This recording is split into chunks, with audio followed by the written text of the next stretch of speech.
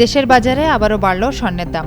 একদিনের ব্যবধানে নতুন করে দাম বাড়ানোর ঘোষণা দিয়েছে বাংলাদেশ জুয়েলার্স অ্যাসোসিয়েশন বাজুস। বুধবার সকালে প্রকাশিত বাজুসের বিজ্ঞপ্তিতে জানানো হয়, স্থানীয় বাজারে তেজাবি স্বর্ণের দাম বৃদ্ধির কারণে নতুন মূল্য নির্ধারণ করা হয়েছে। নতুন এই দাম বুধবার সকাল 10টা থেকেই কার্যকর হয়েছে।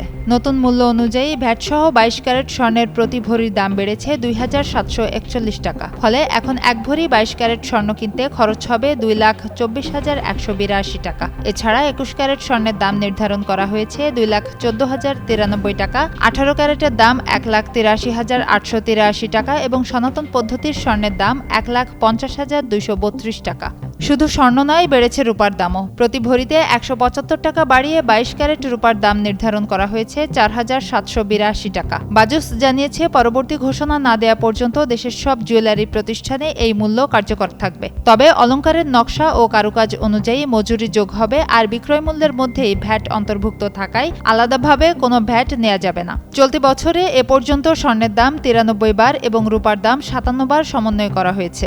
অন্যদিকে 2025 সালে স্বর্ণের দাম মোট 93 বার সমন্বয়ের মধ্যে 64 বার দাম বেড়েছিল এবং 29 বার কমেছিল, এবং রূপার দাম মোট 13 বার সমন্বয় করা হয়েছিল, এর মধ্যে 10 বার বেড়েছিল এবং 3 বার দাম কমেছিল।